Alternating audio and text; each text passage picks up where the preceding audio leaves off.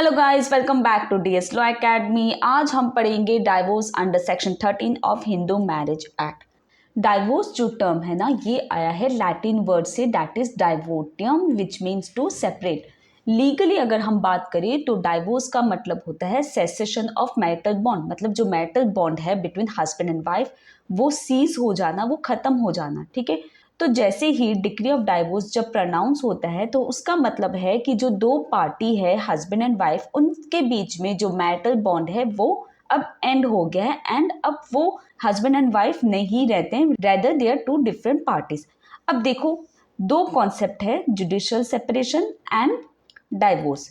बहुत स्टूडेंट्स को इन दोनों में कंफ्यूजन होता है। अब जुडिशियल सेपरेशन में क्या होता है, जैसे ही डिक्री ऑफ जुडिशियल सेपरेशन पास होगा उस मोमेंट से जो हस्बैंड एंड वाइफ है वो अलग अलग रहेंगे, but still they are legally married, मतलब वो अभी भी दोनों लीगली हस्बैंड एंड वाइफ है।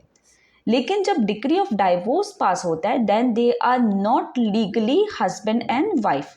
ठीक है, अब जो जुडिशियल सेपरेशन एंड डाइवोर्स है, इन दोनों के जो ग्राउंड्स है वो सेम ही है। ये हमने लास्ट क्लास में पढ़ा था। अगर आपने अभी तक वो वीडियो नहीं देखा है तो आप जुडिशियल सेपरेशन को यहाँ से देख लेना, लिंक इधर में आ जाएगा या फिर डिस्क्रिप्शन बॉक्स में भी मैं दे दूंगी, वहां से आप उसको चेकआउट कर सकते हो। अब देखो, जब डाइवोर्स एंड जुडिशियल सेपरेशन में 3 सेक्शंस है, that is section 13(1), 13(1)(a) and 13(2). ठीक है, ये 3 सेक्शन हम पढ़ते हैं, लेकिन जब हम डाइवोर्स पढ़ेंगे तो हम एड ऑन कर देते हैं section 13(b) and section 14 and 15।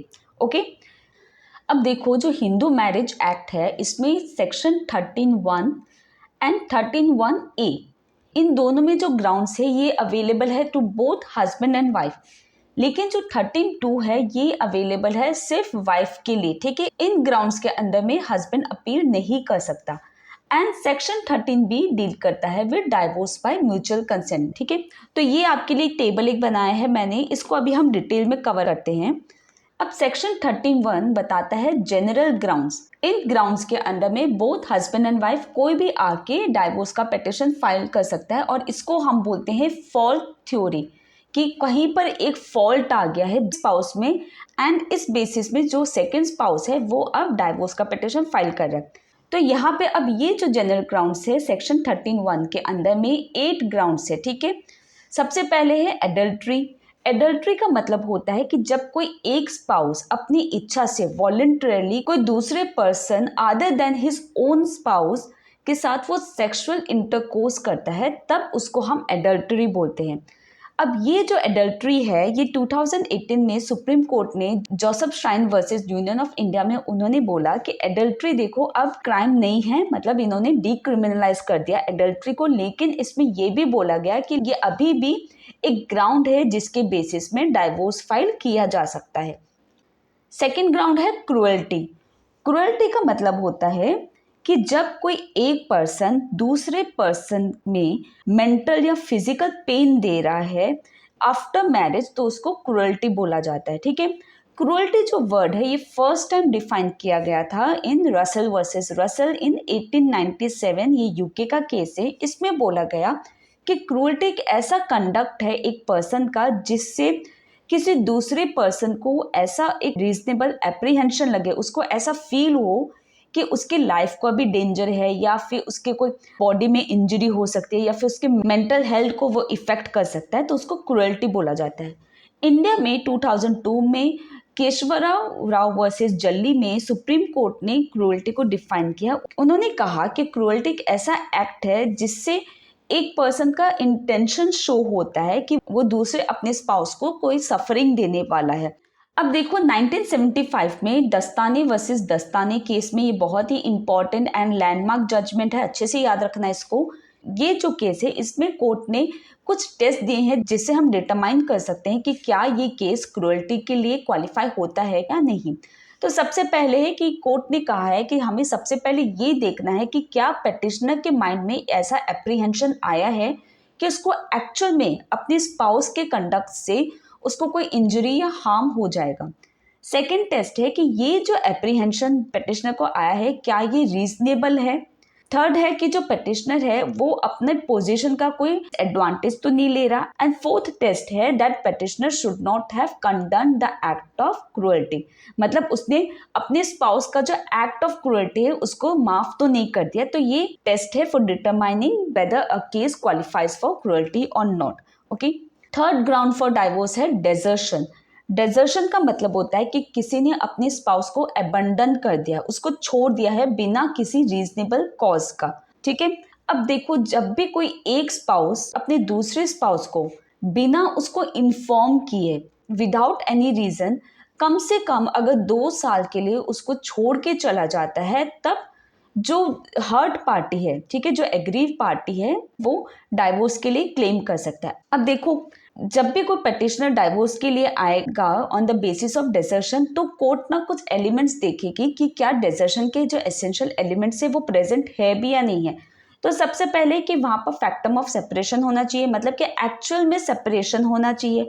And साथ में ये शो होना चाहिए कि वहां पे एक इंटेंशन है डिफेंडेंट स्पाउस का कि वो अब कोहैबिटेशन को एंड करना चाहता है। थर्ड एलिमेंट है ये जो कंडक्ट है it must be without any reasonable cause. Fourth है डेजर्शन हुआ है without the consent of the other party. अब देखो जो डेजर्शन है ये 3 कैटेगरीज में आती है, that is actual desertion, constructive and wilful desertion. Actual desertion का मतलब होता है जहां पर बिना किसी रीजन के without the consent of the other party desertion हुआ है, एक्चुअल में वो अब अलग अलग रहने लग गए, कोई कोहैबिटेशन नहीं है उन दोनों स्पाउस के बीच में। कंस्ट्रक्टिव डेजर्शन का मतलब होता है withdrawal of things and not from place, मतलब कि देखो दोनों जो स्पाउस है वो अभी भी एक ही घर में रह रहे हैं, लेकिन अब वहां पे विड्रॉवल हो गया फ्रॉम समथिंग, जैसे कोहैबिटेशन। अभी भी हस्बैंड एंड वाइफ जो है वो एक ही घर में रह रहे हैं, लेकिन स्टिल उनके बीच में कोई कोहैबिटेशन नहीं हो रहा है, तो ये हो जाता है कंस्ट्रक्टिव डेजर्शन। मतलब कि ऐसा सिचुएशन बना दिया गया है जिससे जो अदर स्पाउस है वो कंपेल हो जाए कि वो अपना मैरिटल होम को छोड़ दे। थर्ड डेजर्शन है दैट इज विलफुल नेग्लेक्ट, कि एक स्पाउस कॉन्शियसली अपने जो एक्ट्स है उससे ये शो कर रहा है कि वो अपना मैरिटल ऑब्लिगेशन नहीं कर रहा है, मतलब जो उसकी ऑब्वियस ड्यूटी है इन द मैरिटल होम वो नहीं कर रहा है, that is a wilful neglect. ठीक है, फोर्थ ग्राउंड है कन्वर्शन, कि जब कोई एक स्पाउस कन्वर्ट हो जाता है दूसरे रिलीजन में अदर देन हिंदू, तब उस बेसिस में जो अदर स्पाउस है वो डाइवोर्स के लिए फाइल कर सकता है। फिफ्थ है अनसाउंड माइंड, मतलब कि जब एक स्पाउस मैरिज में एक ऐसा मेंटल डिजीज से सफर कर रहा है कि जो अब क्योर नहीं हो पा रहा है, एंड इस वजह से जो अदर स्पाउस है वो मैरिज में नहीं रह पा रहा है, तब उस बेसिस में डाइवोर्स के लिए पिटिशन फाइल किया जा सकता है। ठीक है, एक केस था 1988 का, that is Ram Narayan Gupta versus Shrimati Rameshwari Gupta. इसमें कोर्ट ने कहा कि देखो ये जो डिग्री ऑफ मेंटल डिसऑर्डर ऐसा होना चाहिए जिससे हम एक्सपेक्ट नहीं कर सकते अदर स्पाउस से कि वो अपने पार्टनर के साथ में रहे। ठीक है, सिक्स्थ लेप्रोसी। अब लेप्रोसी जो है इनिशियली जब 1955 एक्ट आया था तब it was one of the ground for divorce, लेकिन अभी पर्सनल लॉ अमेंडमेंट एक्ट 2019 में इसको हटा दिया गया है, so leprosy is no more a ground for divorce. Okay, next है वनीरियल डिजीज। वनीरियल डिजीज वो डिजीज होते हैं जो सेक्सुअली ट्रांसमिट किए जा सकते हैं बाय सम एक्ट। अब अगर at the time of marriage एक पार्टी को अपने स्पाउस के वनीरियल डिजीज के बारे में नहीं पता था और ये जो वनीरियल डिजीज है ये इनक्योरेबल है और ये ट्रांसमिट किया जा सकता है, तो ये जो अदर स्पाउस है ये डाइवोर्स फाइल कर सकता है on the basis of venereal disease. Okay, next है renunciation from the world. Renunciation का मतलब होता है कि जब कोई एक पर्सन सन्यासी बन जाए, सन्यासी मतलब कि वो जो वर्ल्डली अफेयर्स है उससे वो दूर हो जाए और एक होली लाइफ कंडक्ट करे।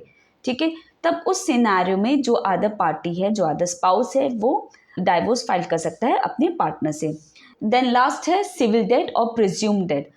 अगर कोई भी एक पर्सन जो 7 साल से या उससे ज़्यादा अगर वो मिल नहीं रहा है, उसके रिलेटिव्स को नहीं पता कि वो पर्सन कहाँ पे है, तब माना जाएगा कि ये जो पर्सन है ये डेड हो गया है, that is he is a civil dead, क्योंकि अभी उसके बारे में कुछ पता ही नहीं है किसी को। तो उस सिनेरियो में जो अदर स्पाउस है वो डाइवोर्स फाइल कर सकता है। ओके, तो ये तो हो गया सेक्शन 13(1) जहाँ पे हमने जनरल ग्राउंड्स पढ़े थे जो दोनों हस्बैंड एंड वाइफ के पास अवेलेबल है। अब नेक्स्ट है सेक्शन 13(1)(a। इसको हम ब्रेकडाउन थ्योरी भी बोलते हैं क्योंकि यहाँ पे दो चीज़ें मेंशन की गई है। सबसे पहले तो ये बोलता है कि अगर जुडिशियल सेपरेशन के डिक्री के बाद में भी 1 साल तक हस्बैंड एंड वाइफ के बीच में कोहैबिटेशन रिज्यूम नहीं हुए हैं, वो रिज्यूम नहीं हुए हैं, तो उस सिनेरियो में दोनों हस्बैंड एंड वाइफ को डाइवोर्स ग्रांट कर दिया जाएगा। सेकेंडली ये सेक्शन बोलता है कि सेक्शन 9 के अंदर में जो डिक्री पास हुआ था for restitution of conjugal rights और उसके बाद में 1 साल तक या उससे ज़्यादा भी रेस्टिट्यूशन ऑफ कंजुगल राइट्स हुआ ही नहीं है, तब भी यहाँ पे डाइवोर्स मिल जाएगा दोनों पार्टीज को।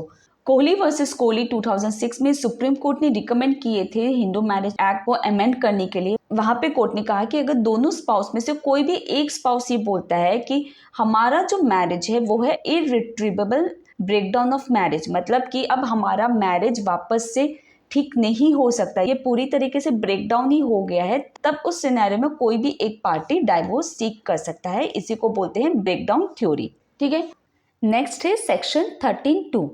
अब ये जो ग्राउंड्स है ये सिर्फ वाइफ को दिया गया है। अब ये वही ग्राउंड्स है जो हमने जुडिशियल सेपरेशन में पढ़ा था। तो basically section 13(2) wife judicial separation के लिए भी अप्लाई कर सकती है एज वेल एज वो डाइवोर्स के लिए भी अप्लाई कर सकती है। ओके, सबसे पहले है बाइगेमी। बाइगेमी का मतलब कि जब एक हस्बैंड एक से ज्यादा स्पाउस रखता है, मतलब वाइफ रखता है, तब उसको बाइगेमी बोलते हैं। तो अगर कोई भी एक हस्बैंड अपने वाइफ के होते हुए वो अगर दूसरे लेडी से अगर वो शादी कर लेता है, तब उस सिनेरियो में दोनों वाइफ में से कोई भी एक वाइफ डाइवोर्स का पिटीशन फाइल कर सकती है। सेकेंड है रेप, सोडोमी और बेस्टियलिटी। अगर किसी का हस्बैंड गिल्टी है for the charges of rape, बेस्टिलिटी और सोडोमी आफ्टर द मैरिज, तब उस सिनेरियो में भी जो वाइफ है वो पिटीशन फाइल कर सकती है फॉर डाइवोर्स।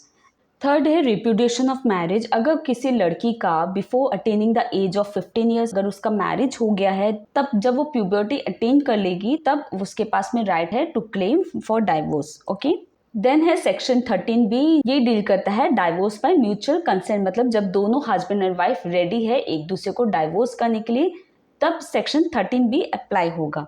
अब देखो, initially section 13(b) Hindu marriage act 1955 में नहीं था, ये ऐड किया गया है by way of marriage law amendment act 1976। अब म्यूचुअल कंसेंट फाइल करने के लिए कुछ एसेंशियल्स है जो फॉलो होनी चाहिए, उस कंडीशन में ही सेक्शन 13(b) अप्लाई किया जा सकता है। सबसे पहले है कि दोनों parties must be living separately for at least a period of 1 year और मोर। ठीक है, सेकेंड है कि दोनों पार्टीज एक साथ नहीं रह रहे, वो अलग अलग घर में रह रहे हैं। थर्ड है कि दोनों पार्टीज ने म्यूचुअली एग्री किया है मैरिज को डिसॉल्व करने के लिए। फोर्थ है दोनों पार्टीज को एक ज्वाइंट पिटीशन देना पड़ेगा for dissolution of marriage by mutual consent, जो है अंडर सेक्शन 13(b). अब ये जो पिटीशन जब वो फाइल करेंगे तब पार्टीज को कम से कम 6 महीने के लिए वेट करना पड़ेगा, एंड आफ्टर 6 मंथ्स अगर कोर्ट सेटिस्फाई हो जाता है तब वो decree of divorce by mutual consent pass कर देगा। ओके, अब देखो हमने पढ़ लिया grounds for divorce by both husband and wife and specifically by wife. ठीक है, अब सेक्शन 14 एंड 15 भी हमें जानना जरूरी है। सेक्शन 14 बोलता है कि कब पार्टीज डाइवोर्स के लिए फाइल कर सकते हैं। जब तक शादी के 1 साल नहीं हो जाता है तब तक डाइवोर्स के लिए फाइल नहीं किया जा सकता, मतलब एटलीस्ट 1 ईयर होना चाहिए फॉर मैरिज, तभी दोनों पार्टीज डाइवोर्स के लिए फाइल कर सकते हैं। ऑल्दो कुछ एक्सेप्शन है जहाँ पे कोर्ट कंसिडर कर सकती है divorce petition with in 1 year of marriage. And section 15 बताता है हमें कि कब दोनों डाइवोर्स पार्टीज री मैरी कर सकते हैं। सबसे पहला कंडीशन है कि right to appeal against the decree of divorce present नहीं होना चाहिए, कि मतलब जो डिक्री ऑफ डाइवोर्स पास हुआ है तब उसके अगेंस्ट में अब कोई भी राइट टू अपील नहीं है। सेकेंड है कि ये जो राइट टू अपील है ये एक्सपायर हो जाना चाहिए। ठीक है, इसका जो टाइम पीरियड है वो अब एक्सपायर हो गया है। एंड लास्ट में अगर अपील फाइल भी हुआ है against the decree of divorce और वो प्रेजेंट भी हो गया है, तब वो अगर डिसमिस हो गया है तो उसके बाद में जो दोनों पार्टीज है वो रीमैरी कर सकते हैं। सो आई होप कि आपको डाइवोर्स का कंसेप्ट अच्छे से समझ में आ गया है। ऑनलाइन क्लासेस अगर मुझसे लेनी है तो कमेंट बॉक्स में मेरा लिंक दिया गया है टेलीग्राम का, आप वहां से मुझसे डायरेक्टली कनेक्ट कर सकते हो। And do share with your friends ताकि ज्यादा से ज्यादा स्टूडेंट्स को हेल्प किया जा सकता है। Till then bye bye and take care.